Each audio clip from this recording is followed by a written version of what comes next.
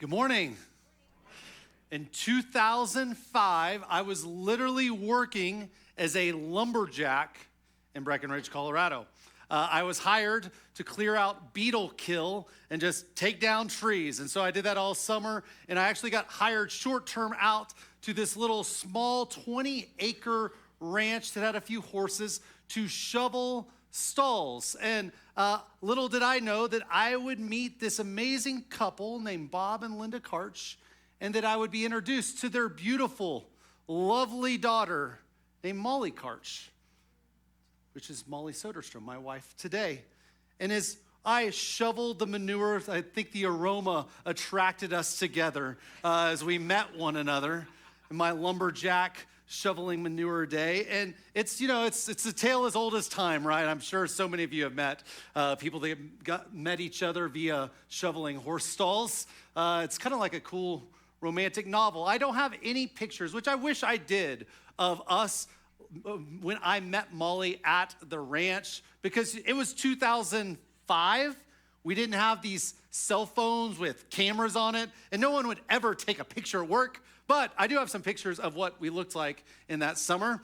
I had the long hair. I had some sweet necklaces. Do-rags were in. I remember NSYNC was cool and Backstreet Boys was still cool. And this was me and Molly on the first year that we met. And in those 2 years, we fell magically in love. Take it off, for people are gonna keep looking at my hair. And then in 2007, I was at an altar and I made a promise to honor, love, and cherish Molly for the rest of my life. In the last 17 years, we have been married, and I am so grateful to be married to Molly. Our marriage over the last 17 years has been full of laughter, joy, and happiness, and it has also been equally balanced with disappointment, hardship, pain. It has been hard, but I would never trade these last 17 years because Molly is an amazing woman of God. If you have yet to meet my wife, she is my better half. She is amazing. Molly has a deep love for Jesus Christ. That's what drew me to her to begin with, is I wanted to be in relationship with her because she loved Jesus. She also loved the mission of Jesus. She wanted to go make disciples. And so when we got married, it wasn't like we were just going into vocational ministry. Our whole lives were going to be ministry, to go make disciples. I've seen Molly work tirelessly. She has such high capacity. She's a hard worker. She is selfless. She runs our ministry, The Brook, which is its own nonprofit. And I've watched her work 60 and 70 hours a week and yet also raise 3 kids and be an incredible mom. I am privileged to be married to Molly. Now, getting married is the easy part. Did you know that? Anyone can get married. All you got to do is go to the courthouse. I can marry you here in a few minutes if you want. It's pretty easy. What's difficult is the actual marriage. That's where the work comes into place. So today what we're going to do is we're going to do something a little bit different. Here in a second, I'm going to bring up a panel. We're going to have a panel talking about the Proverbs, and really we're going to investigate Proverbs on what it means to find a spouse and also build a thriving marriage. And so as we look over the Proverbs, we have to address this because the Proverbs talk about marriage so much. So we're going to talk about, to you, if you're single, like, what do you do if you want to be married? Who is the person you should be looking for? And then if you are married, how do you actually have a thriving marriage? We are also briefly going to talk about sexual intimacy. So if you have a 4th grader or under in here right now, we have an amazing kids ministry upstairs. So I warned you. So don't come after me later if you didn't take them out. This would be a great time to take them if you don't want them to hear that. Proverbs 18:22 says this. It says, "He who finds a wife finds a good thing and obtains favor from the Lord." Marriage is a great thing. Marriage is a wonderful thing. Marriage was created by God. It is marked by his favor. But in our culture, the marriages that we mostly have seen, probably most of us have been a part of, like, maybe our parents having a broken marriage. Or maybe your friends have a broken marriage. If we're really honest, marriages are broken everywhere. So why this conversation is so important. You might be single in here and you may be like, hey, I'm content. I actually don't see myself being married. why this is a conversation you're even needed in is, at this church, we want to see thriving marriages, and every person, we need the help to support marriages that are thriving. An interesting stat you'll hear in churches sometimes is, and you may have heard this, is like the marriage, like the divorce rate amongst Christians is the same as the world. Has anyone ever heard a pastor say that? For like, the marriages, like the divorce rate is the same in the church as it is in the world. If you heard that, that is a bogus stat. Okay, how they got those stats, or they asked anyone that calls themselves a Christian and like polled those people. Like, we all know people that say they're a Christian but don't act like a Christian. The stats are this: if you are a Jesus follower that follows his ways, his practices, and both of you are submitting to him, the stats are only 15 to 20% actually end in divorce. It's not 50%. See, Jesus' way is better. Now, some of you might be in here today and you are married and you came in here and you got an argument on the way here. I promise you, if there are two people that are submitted to Jesus Christ and will listen to him and humble themselves, God takes broken pieces and makes masterpieces. There's always hope in the name of Jesus Christ. There's hope for your marriage. There is hope for you. So as we kick off this evening, or this morning, I want to bring up Jeff Davenport and Holly Worley. So can we give it up for Jeff and Holly as they come to stage? We want to just share with you a little bit about marriage, about finding a spouse, and really jump into the Proverbs. What I'm excited about Holly and Jeff being up here is my wife Molly and I, we were talking about how some marriages we really respect. And I'm not just saying this up here, but we really respect your guys' marriages. Seriously, like you're people we look up to. So thank you for taking some time and giving us some of your wisdom. So as we dive into Proverbs, marriage, why don't we just get to know you guys a little bit? Jeff, tell us, how long have you been married and how did you guys meet? Well, Jason's story, he's a lumberjack. My story is very similar. I was a bootblack in turn-of-the-century London. No, that's my wife, Kristen. She is cuter than homemade shoes. We've been married 20 years in September. I've shared our story before, but very briefly. I was a college pastor. She was a student. God told me, you're going to marry her. I hardly knew her. God told her, you're going to marry him. She hardly knew me. 20 years later, 2 kids later, here we are. Holly, why don't you share a little bit? How long have you been married, and how did you guys meet? So this is my husband, Mike. We have been married for 17 years. We've got 3 kiddos, and we met at high school church summer camp. And I actually was able to dig up a picture of the man I fell in love with many years ago. Magic Mike. So I would tell you that it was love at first sight, and I don't ask him if that was true for him because it took him 2 days to realize I have an identical twin, and so he doesn't know who he was talking to first. So that's our story. So as we jump in, let's just get a definition of marriage. How would you guys just define what is biblical marriage? I always come back to in Ephesians, that's Paul's letter to the Ephesians. He's talking about the hot topic of marriage, and he says that husbands are meant to love their wives as Christ loved the church, and wives are meant to respond to their husbands like the church responds to Jesus. And so a marriage for believers is meant to be this little representation to the world of what God's love for the church and the church's love for God is supposed to look like. It's like a little icon of sorts. It is a small representation of God's big picture of his love for us. When we meet with couples, one of the definitions we give them is going to be up here on the screen. This is what we help them unpack as they understand a biblical marriage. And we would say marriage is God's design. It's a lifelong covenant between a husband and a wife in which they both pursue intimacy, trust, and understanding. It's a partnership moving in a shared direction and purpose, which is very important, where transformation happens as a couple relies on God and grows together. That's great. And I love that the word covenant is in there. Marriage is not a contract. A contract is something that can be broken. a covenant, again, going back to the idea of what's God's relationship like with his people, it is a covenant. It is a permanent binding covenant.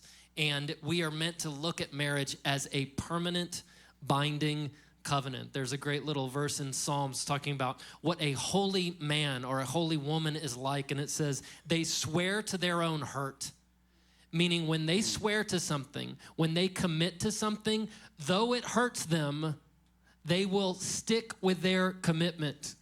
Marriage is not all daisy farms and puppy kisses. It can be challenging and difficult, and we're meant to recognize it's a covenant. I am tied into this. Come hell or high water, I'm not leaving. Is that the kisses that you call with your spouse a puppy kiss? Puppy kisses. Puppy kiss, okay. All right. Hey, so just to start us off, we're going to talk kind of two subjects, like we said. We're going to talk about towards if you want to get married, how to find a spouse. And through the Proverbs, there's a ton of just attributes of types of people you should be looking for. And we could go through all the attributes, but we try to kind of narrow it down to 5 major attributes. If you're looking for someone to get married to, what type of person should they be? And it's kind of interesting when you're always like, oh, I'm looking for this person. Really, you should look in the mirror because you attract who you are. So as we share these, yeah, you're looking for this person, but if you are not this person, you will not attract this person. So we need to both be growing in this and looking for this. So the first attribute that we see in the Proverbs is the fear of the Lord. That's the first attribute we're looking for in someone. And it says in Proverbs 1:7, the fear of the Lord is the beginning of knowledge. Fools despise wisdom and instruction. Jeff, can you unpack a little bit the fear of the Lord? Yes, Paul Bunyan. So the fear of the Lord is meant to be, we are all meant to have the fear of the Lord, which that means you're kind of afraid of God. You're afraid of what life would be like not following his path. He is our creator. So if he is saying, this is the way life is meant to run, we are meant to look at him and go, on it. I will follow you and I will trust you because I know that you are most wise and you are most loving. So as Jason was saying, you're looking around for someone who has the fear of the Lord in them, who looks to the Lord for their cues. And you want to be that person. Be the person who is pursuing God, who is trying to follow after God. When I first met Kristen, we met because it was at the church ministry school thing, and she wanted to run a little ministry night. And I was struck by how much this college student wanted other people to surrender their lives to the Lord. She wanted them to understand the fear of the Lord. So make the fear of the Lord, you following him, your top priority, and make sure that whoever you're going to marry, that's their top priority as well. I'll couple in here with this. 2 Corinthians 6:14, Paul says, he makes a real clear statement here. He says, do not be yoked together with unbelievers. Yoked is like 2 oxen with a yoke connecting them. Don't be yoked together with unbelievers. For what do righteousness and wickedness have in common? Nothing. Or what fellowship can light have with darkness? What he's saying for our purposes today is do not marry a non-believer. Do not marry an unbeliever because you will be at cross purposes. One ox is going west, one ox is going east. It will cause nothing but pain and misery. You want to find someone who is, I always think of it this way, I heard this growing up, is that you run your race towards Jesus, and as you're running your race towards Jesus, you look to the side and go, hey, there's a cute chick. She's running the race towards Jesus right now. Let's let's do this the rest of our lives. That's what you want. And I think it's so good. We're talking to people that have yet to get married. Now, I know there are people in here that are married to a non-believer. So what do you do with that? This is not an excuse to go, oh, okay, so we need to get rid of this marriage. Actually, 1 Peter 3:1-2 talks about this. Peter actually addresses wives that are married to unbelievers. And it says they would be won over their husbands without words by the behavior of their wives when they see purity and reverence of your lives. So I just want to encourage anyone that has an unbelieving spouse, God's still working and God will use you. He will use your actions. He will use your love. Second characteristic that we look at when we're looking for someone is just character and integrity. Proverbs 10:9 says this, whoever walks in integrity walks securely, but he who makes his ways crooked will be found out. Holly, unpack character and integrity for us. So integrity means that your actions match your values, even when no one else is looking. And so it's choosing every day to walk in truth, not perfectly, but to walk it out.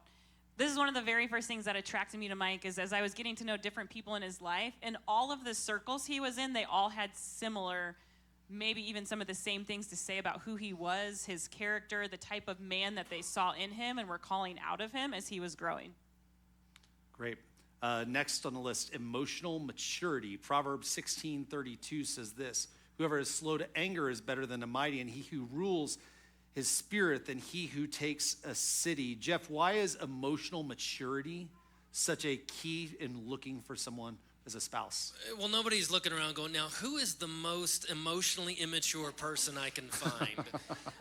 We want emotional maturity in that person who we end up marrying. And you want to exhibit that as well. Now, by the way, we're not perfect, and you won't be perfect, and they won't be perfect. But what you're really looking for is someone who, there's a great little book by Daniel Goleman called Emotional Intelligence, who has emotional intelligence, who recognizes their own emotional proclivities, who understands their emotion, and how to guide their own emotions. The emotions that they have aren't running the ships of their lives, but in fact, their emotions submit to them and where they're trying to go. Forgive me, but I'll talk to women for a moment and say, you don't want the emotionally immature dude. You don't want the man-child. The man-child is kind of enticing at first. Oh, he's just getting 100 days of fresh powder. He's so fun. He's so fun. This is great. Yeah, okay, there's nothing wrong with fun, all right? There's nothing wrong with fun. But if that's the warp and woof of their life, if that's what's driving them, is that pleasure and experience, that's not emotional maturity.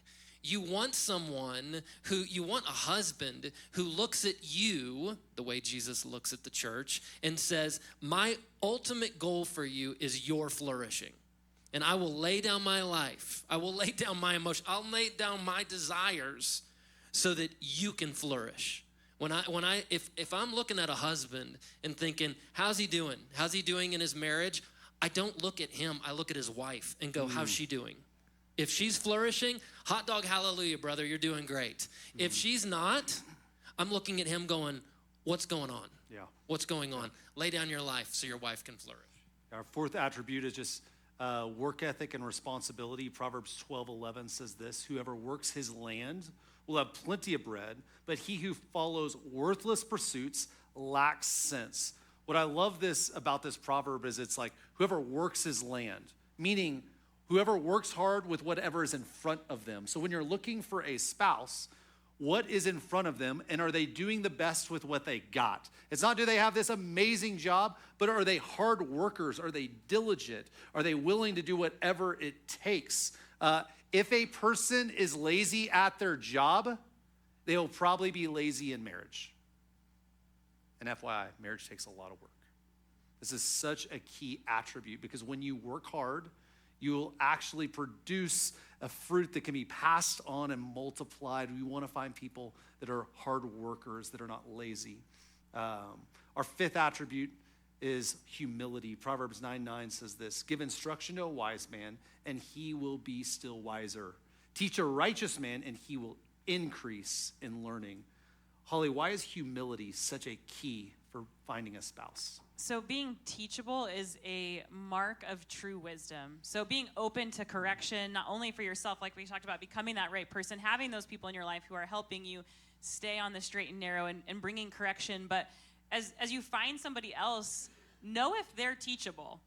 Know if they have humility. And how do you do that? We often will tell couples, take some time to invite that person. Hey, can we go sit with a couple that's a few steps ahead of us and glean some wisdom and ask some questions and see if they're open to that? Are they willing to take that correction?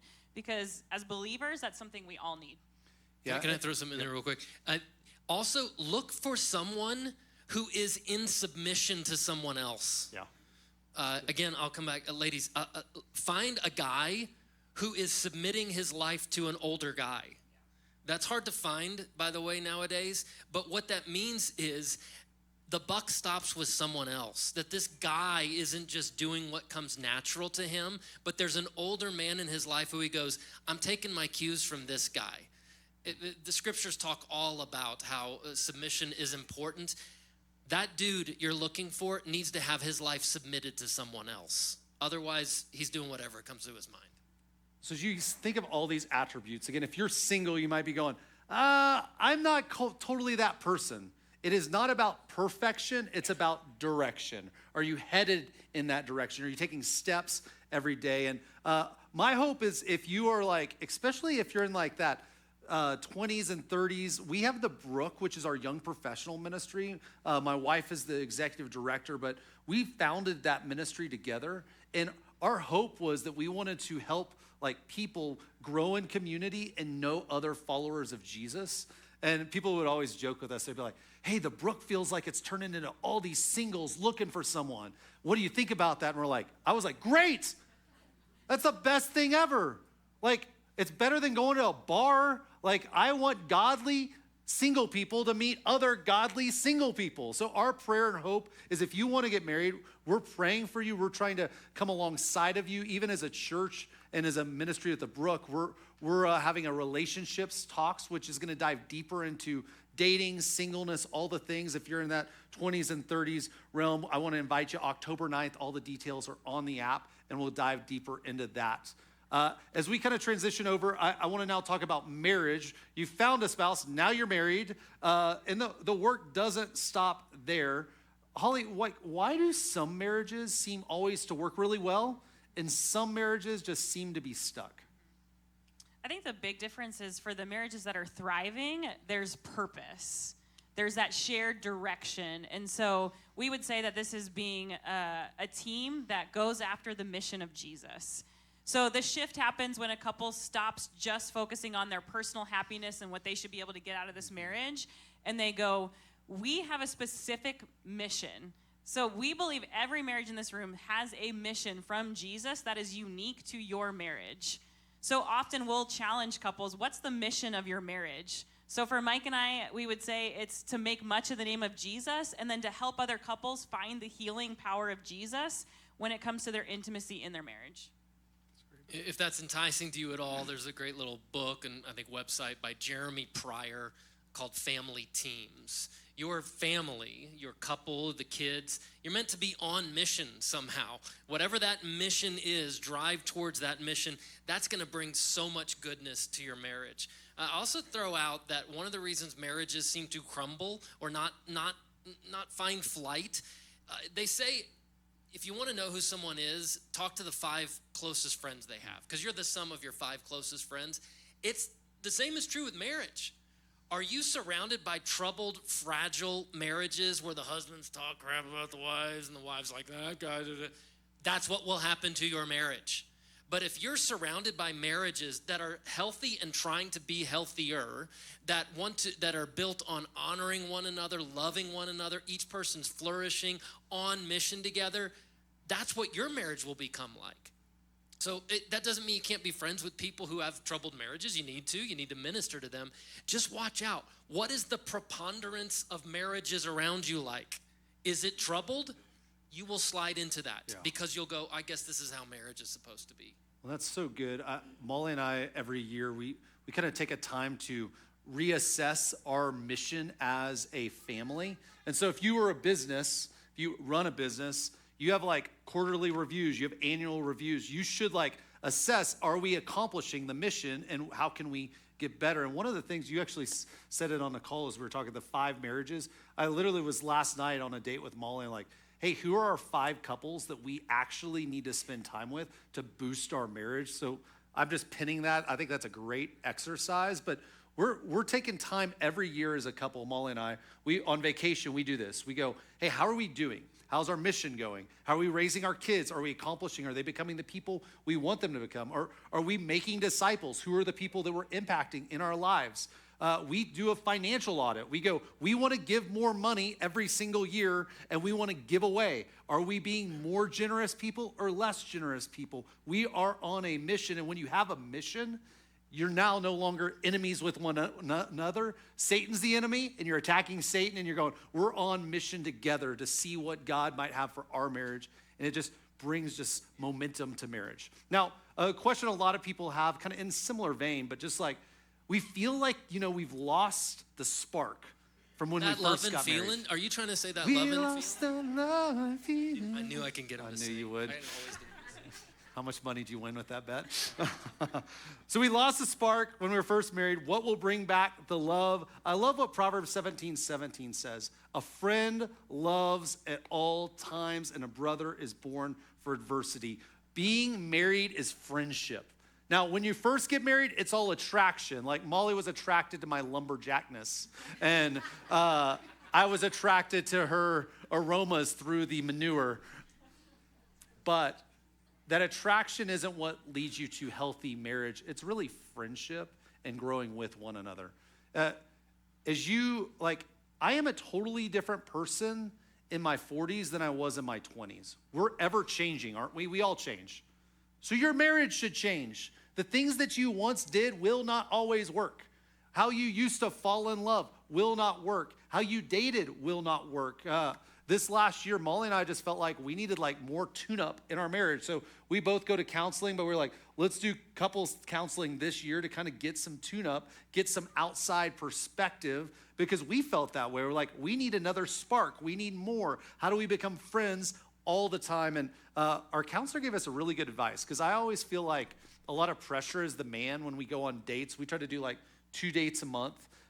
We have 3 kids, so 2 dates a month is really pushing it, but we try to make it happen. But I always would feel like I got to create the coolest date. I got to sweep her off her feet. And year 2 in our marriage, I ran out of ideas. I don't know how to sweep her off her feet anymore. I don't know what to do. So our counselor was like, hey, take all the pressure off. What I want you guys to do is I want you to plan a date once a month, and Jason, you plan a date, and each date you're planning, just make it what you want to do. So Molly, our first date, after our counselor said this, she's like, we're going to go make a candle. I would have never picked that. But we had a great time, and it took a lot of pressure. My dates typically include creeks, fly rods, or maybe a brewery. But we have a great time. I would just encourage you, it takes friendship and continually building friendship over years. I'm going to build off of that because that's so good. So proximity does not mean intentionality. So we all know we can go out on a date but not connect in ways we're supposed to. In fact, studies show that only 1 out of every 10 couples creates a time where they're intentionally connecting. So that means emotionally, spiritually, physically. So you have the one part of making the time, but then the other part of creating or being able to connect in those ways by creating those opportunities through different dates. And so it's a choice sometimes. And here's what I would say about the losing the spark is a lot of times, if we're honest, it boils down to our own selfishness. Yeah. And so you start to find yourself going, well, if she just did this, well, if he just knew that I just, fill in the blank, whatever it is for you. But what happens when that talk starts to get into our heads is that we start to pull back from one another and we wait and go, well, we'll see who's gonna budge first. And the reality of that is it becomes a very dangerous place because we stop taking steps forward in intentionality and we pull back from each other. And this is why it matters in Christian marriage, because Jesus did not come for you when you cleaned yourself up and you were perfect. He came for you while you were yet still a sinner. And so to Jeff's point, our marriages are this beacon of hope because we are showing the world what the gospel is lived out through pursuing one another, even though neither one of us is perfect or deserve it. Yeah. I like Jason's idea of going on a date in 1883. Guys, I'll throw out 2 things.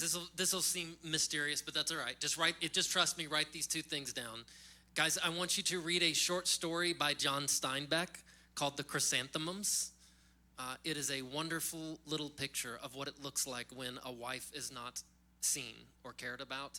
And there's a great painting by Edward Hopper called Room in New York. Look those two things up.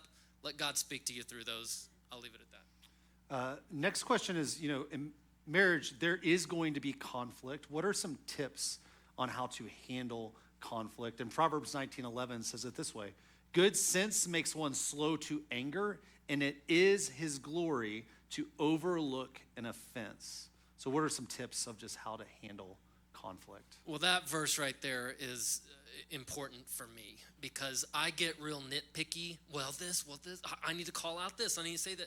It is to someone's glory. It is to our glory to look past when someone did something wrong. Now, that doesn't mean we become floor mat. That's not.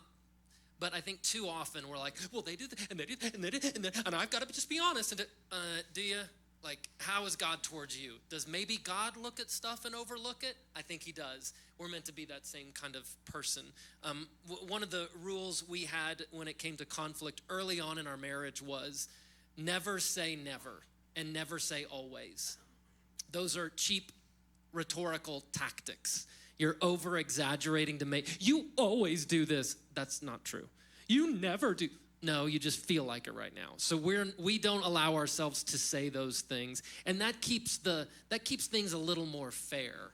As well, when you're arguing, here's a good rule to abide by. Don't ever say the word divorce. That is the nuclear option. That is not something you monkey around with. That's something you avoid like the plague. Do not say that. I remember when my mom and dad first got married, my mom used to tell me this all the time. My dad would get real sensitive, and my mom would get upset at him and say something, and he would go, well, I guess you want a divorce. And mom's like, no, we're just having an argument. He didn't want a divorce. He's like, I guess this is where it's. No, he couldn't handle it, the idea of conflict, which kind of leads to your point. So outside of Mike and I helping here at RST with the marriage ministry, we actually run and work full-time with a nonprofit we started called Spark Discipleship, where we help couples find and build a foundation on Jesus to build thriving marriages. And so we get to sit with couples a lot, especially around our dinner table. And one of the most common questions we get, and when couples come in and sit down, is, okay, so now teach us how to avoid conflict. And we're like, that is the only thing we can't teach you, actually. So not true. There's a lot of other things we couldn't teach them. But they have this false idea that conflict is bad. And so conflict is not bad. In fact, if you look at the life of Jesus all throughout Scripture, he was in so many circles where conflict was present. But notice he didn't escalate it, and he also didn't avoid it. Say that again, Holly. Jesus was in the midst of conflict, and he didn't escalate it or avoid it. But instead, he came at it with truth, with love, and with clarity. And so when you look at Jesus in the scriptures, often when conflict was present, he would start asking questions to people, right, to get to the heart. And so Jeff gave you something to write down. I'm going to tell you to write something down too. It's actually going to be on the screen, and it's this. When you're facing conflict, asking good questions shifts the posture of conflict from defense to discovery. So if you break it down real practically, Mike and I would tell you we have the 3-question rule. So you look to ask 3 questions to discover what is going on in your spouse's world before offering up anything, whether that's a fix-it or a suggestion or those emotions that are up to here, right before you get to say the comment of, I guess you want a divorce. You got to ask 3 solid questions to be able to listen and understand what's going on in their world. One of those questions is not, why are you so annoying? Do not ask that question. It's a bad one. Every wife will be so grateful because instead of just getting the solution to our problem, ladies, right? You've got some questions where they're asking for understanding. No, that's so good. I think it's a good, when you're in conflict, you kind of think you're pathological. You're like, why are we always in conflict? But the people you love the most, you're going to have the most conflict with. And so it's, again, not avoiding, it's just having healthy conflict. All right, we're going to go over to one of our last questions. Sex. That's not a question. Hey, so as we jump into this, I told you, I warned you. Holly, what I would love to do is have you address sex and marriage And one of the things you've talked about that you guys run this marriage sessions for our church. And if you've yet to go to a marriage sessions, it's like a 9-week course that our church offers for every single marriage here at Restoration. And it's for couples that have been married a year, to you guys have had people that have been married for 30 years come and have amazing experiences. And so it's Tuesday nights, it's 6:30. We will have childcare September 16th through November 11th. You can sign up on our app. I would encourage every married couple, if you have yet to go through this would be a great use of your 9 weeks. But in marriage sessions, you guys actually do a whole week on sex. And what's interesting is every single time you've led this, that week is the least attended week of any of the sessions, which is kind of interesting, isn't it? We live in a culture that is over-sexualized. We talk about sex, you pull up Instagram, sex is everywhere, yet for some reason when we talk about it in our marriage, it becomes like this hard to talk about issue, and it's almost something that we're afraid to talk about in marriage. Just kind of unpack, why do you think that's true, and just get us going on this conversation of sex and marriage. First of all, I'm super grateful to be in a church that recognizes the importance of talking about this on a Sunday morning, because like Jason said, even though it can be a hard topic, if we're not talking about it inside these walls, you're getting it the second you step out, and that's detrimental to your marriage, to raising your children, to seeing the other sex in the correct way, right? Because God created us unique and with purpose. And so I think this topic of sex can be hard because a lot of us, if we're honest, it brings a lot of shame. It brings some hardship, and maybe even some memories that we would love to forget. And so I just want to encourage you this morning, as we kind of lean into this topic and talk about it for a few minutes, would you just have an open heart? For some of us, this area has felt locked up, right? And I know this deeply from my own story of abuse in my past. And so would you just lean in for a few minutes and let God just show you what he wants to do in this area of your marriage? Because here's what we know. Under all the brokenness, there is a God who wants to heal, transform, restore what has been taken from you and what God says is a good gift. And so sex is a good gift from God. And we find that in the Bible, he gives this to the man and woman before the fall. So it is by his design that a husband and wife should connect in this way. But sex is not just about attraction. You have to look at the holistic part of the relationship. So when Jesus says the two shall become one flesh, he's not just talking physically. He means emotionally, spiritually, and of course, physically. The problem is that as men and women, we all approach this topic differently. Would anybody agree about that? Cool. 2 people agree about that. All right, a few more. So author Sheila Gregory puts it this way, and I think it's very well said. I think if you're married in this room, you would totally agree with this. But it says, men and women approach sex very differently. Men make love to feel loved, and women need to feel loved to make love. So if we're coming at this conversation, but we both have different needs in the midst of this, here's what we need to know, that neither one of us are wrong for what we need out of this gift. That's the first step. But not only that, we all bring in, no matter who we are, some type of sexual brokenness into our marriage. So you might be all the way over here and have abuse from your past, like I do, that creeps in, or you might be over here and there's an addiction or different things, lies along the ways that brought in some type of brokenness as you're trying to have this conversation with your spouse. But here's what we need to know. It's something that has to be talked about regularly, and it is a sacred gift. Right, Jeff? Yes. Real quick, this verse came to mind. It's in the Old Testament. God promises the nation of Israel, I will restore the years the locusts have eaten. So imagine locusts eating a crop and the people going, we have nothing left. What in the world? I think God, if you've got some sort of sexual brokenness, some sort of sexual trouble in your marriage, and you're like, we're hopeless. Can you hear the Lord saying, I will restore the years the locusts have eaten? I think you've probably seen that in you and Mike's marriage. We've seen that in a lot of marriages. My buddy says something that I really like about the sex in marriage, and it's this. Just like communion is the renewal of the blood covenant we have with Jesus, so sex in marriage is the renewal of the marriage covenant. That act is like a holy little thing that draws you back to, yes, I am in covenant. Yes, I am in covenant. Yes, like Holly said, yes, we are one. We are one. That's okay. Will you repeat that line just again? You got it. Just as communion is, I'm pointing down at the communion. Just as communion is the renewal of the blood covenant with God, sex is the renewal of the marriage covenant with our spouse. So good. So how often are you renewing that covenant, Jeff? Just kidding. Don't answer that. Don't answer that. As a Southern Baptist, it was quarterly for communion. The quarterly review. We would suggest a little bit more than that, but here's the thing. Sex is not meant to be an afterthought in your relationship. And it's something that both parties need to give attention to. So no matter if you feel like you're the one who wants to have the conversation more or less, it's equally both parts that come together to have that conversation. And I think we can all say that, and maybe we felt this in marriage, is that when you don't have these conversations, what happens is the enemy starts to lie.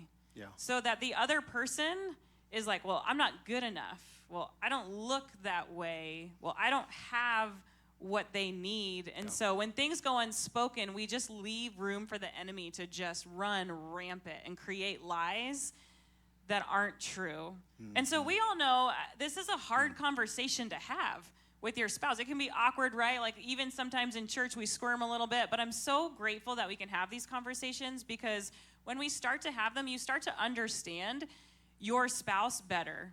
So if you want to know just a real practical way, how am I going to start this conversation? We've had this before. It always ends in a fight. Here's how we would encourage you. Start with a simple understanding of their story.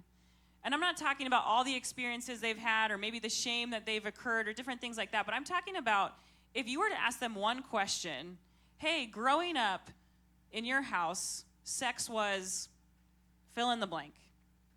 Oh, sex was shameful. Sex was not talked about. Sex was not used correctly. And start to hear. So my husband did this really well, because this is one of the reasons why we do marriage ministry. It's not because we have anywhere near a perfect marriage. It's because we saw the brokenness of my abuse in our marriage in the first few years, and we were drowning.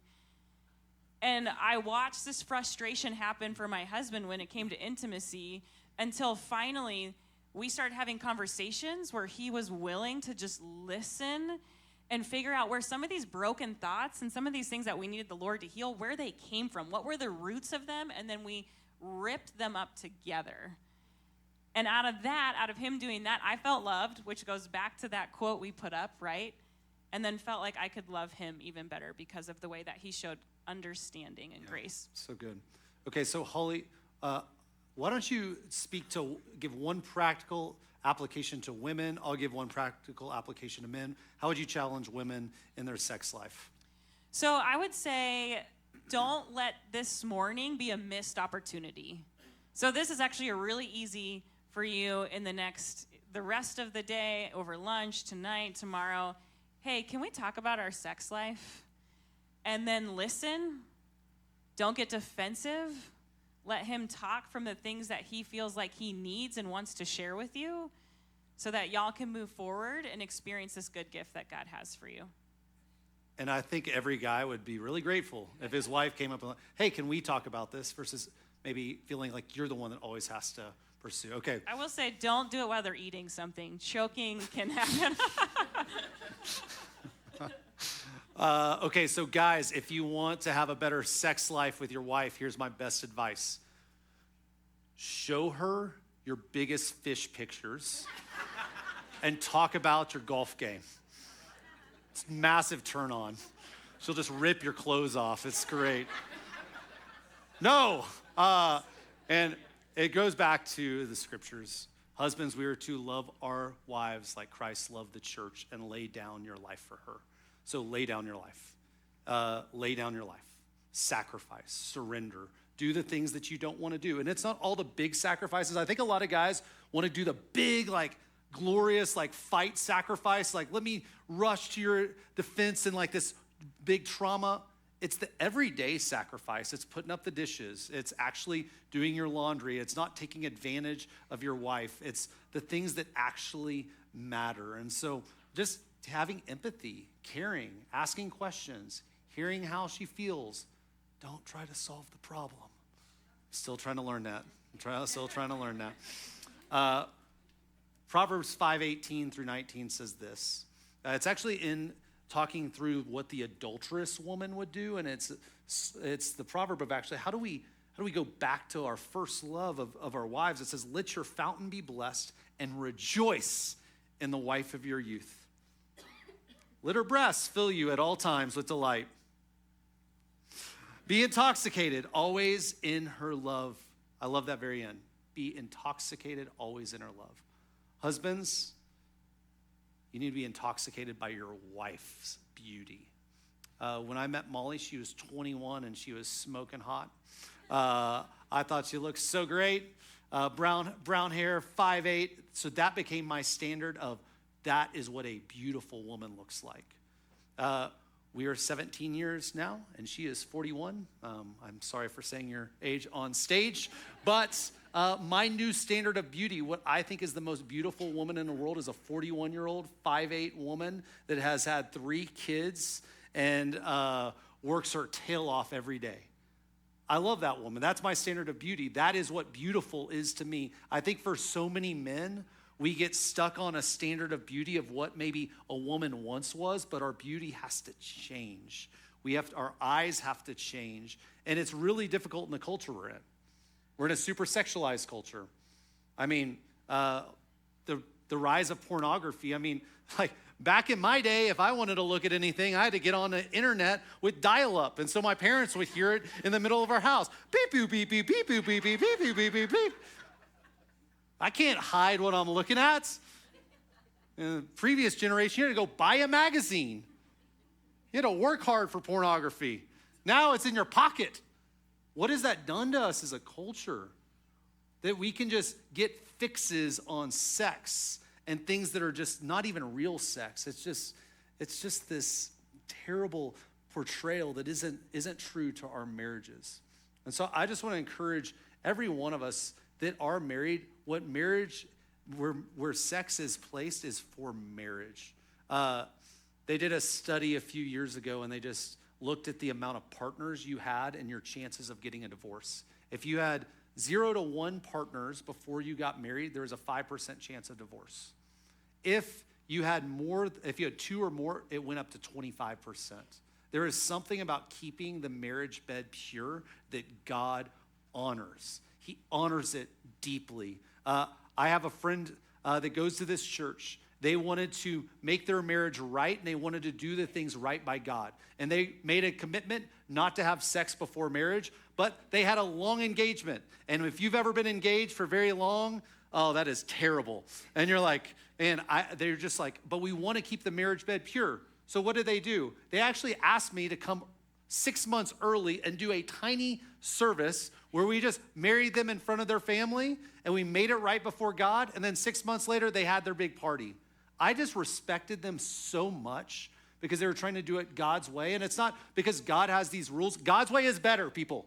God's way is better. It will make a better marriage. It will make your marriage better. So as we look at sex, we want to look at it in God's view of sex. As we close up, guys, here's what I just want us to do is just maybe give us just one encouragement that you're just sensing for this crowd today. What's one thing you would encourage as we walk out of here? I would encourage everybody, husband or wife, find practical ways to serve your spouse so that they can flourish. Yeah. Find practical ways today to serve your spouse so they can flourish. That'll help build a great marriage. Oftentimes we'll tell couples that God, through your spouse, they are the biggest healing agent that he has placed in your life once you say, I do. And so often that means we have to break down those walls that we build up of protection and the things that we maybe experienced in our past to let them in and let God use and work through them to bring healing in beautiful ways. So as we just close today, I just want to just move into a time of prayer. If you would, just bow your head, close your eyes. And I want to speak to two people. First is if you are married here. If you're married and you just want a better marriage, or your marriage is struggling, or wherever you're at, I just want to pray peace and God's wisdom over your marriage. And if you are sitting by your spouse, even if you're frustrated with them, would you grab their hand right now? Hold their hand. If you're married, would you just remember to what made you fall in love with them for a minute? Would you remember why you're grateful for them? Maybe in this moment, you just need to forgive them. So God, would you come onto each marriage here right now and bring your peace? Would you bring your wholeness? Would you bring your fulfillment? Would you, Holy Spirit, would you do a marvelous work right now? And would you take what is broken and repair it now? Would offenses be overlooked? Any offense that was here today, we just say out in the name of Jesus, that we will no longer hold on to it. It will no longer be this splinter in our marriage. It is gone in the name of Jesus. Lord, would you do this work right now? And the other person I just want to speak to is if you're single here today and you're here and you actually want to be married, but you're frustrated, maybe you're struggling. Maybe you listen to some of this and you feel like I'm not matching up to where I want to be. God loves you. He is here for you. He cares for you. My prayer is that God would answer your prayer. That if you're longing for a spouse, my prayer is that he would bring that person to you, and that in this waiting time, he would do his work in you. So Lord, do your work in each person that is single. God, do what you want. Make them more like Jesus right now. Bless them. And Lord, if they desire a spouse, would you bring just